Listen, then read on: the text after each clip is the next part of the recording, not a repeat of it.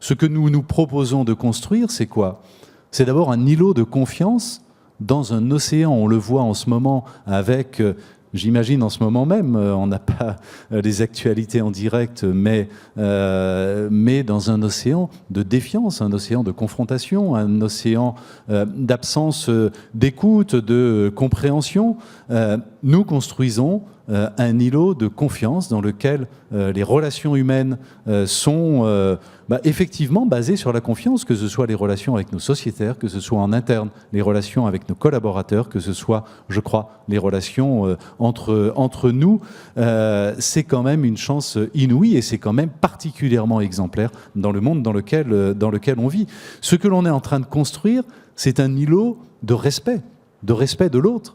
C'est un îlot, j'allais dire, d'attention portée à l'autre, d'attention sincère portée à l'autre. Que ce soit là aussi, je reviens sur ce que Christine et Christian développaient à l'instant, d'attention sincère portée à nos sociétaires, bien sûr, d'attention sincère portée à nos collaborateurs également, d'attention sincère portée entre nous tous. Et ça, c'est quand même quelque chose, dans le monde dans lequel on vit, de tellement unique et qui peut, je crois, progressivement devenir tellement exemplaire. Et puis, ce que l'on propose dans ce projet, c'est également un îlot de sens, dans un monde qui a juste perdu le sens. Quelles sont les entreprises aujourd'hui dans lesquelles les gens qui y travaillent peuvent avoir une représentation précise du sens de leur action? À part le fait d'avoir les taux de croissance les plus élevés possibles, d'avoir le niveau de bénéfice le plus important possible, de distribuer le plus de dividendes possible à ses actionnaires, quel est le sens de la stratégie des grands groupes aujourd'hui? Et pas seulement aujourd'hui, ça fait bien longtemps que les grands groupes ont perdu tout sens. Quelle est l'utilité sociale des grands groupes aujourd'hui?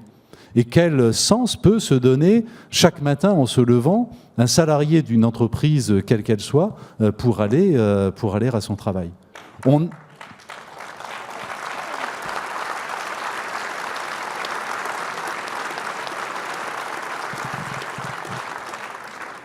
On a la chance incroyable d'avoir un projet qui nous permet de développer la confiance, qui nous permet de développer le respect, qui nous permet de développer l'attention à l'autre, qui nous permet de donner du sens pour chacun d'entre nous.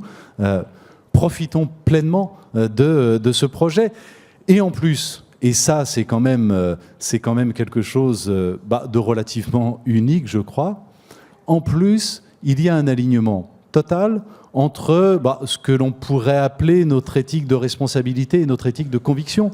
Éthique de responsabilité, celle du dirigeant d'entreprise ou celle tout simplement de celui qui contribue à bâtir une entreprise. La responsabilité qui est évidemment au plus profond de nous-mêmes, d'assurer la pérennité, le développement, l'avenir de l'entreprise, et jamais, évidemment, on ne renoncera à cette responsabilité.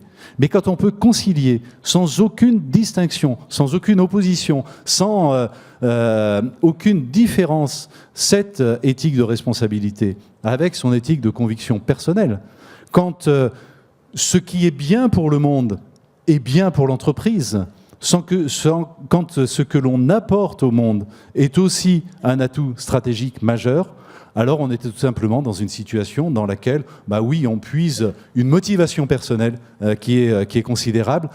Et permettez-moi, de conclure là-dessus. C'est pour moi à la fois un très grand honneur et un très grand bonheur de pouvoir servir la Maïf dans ces conditions.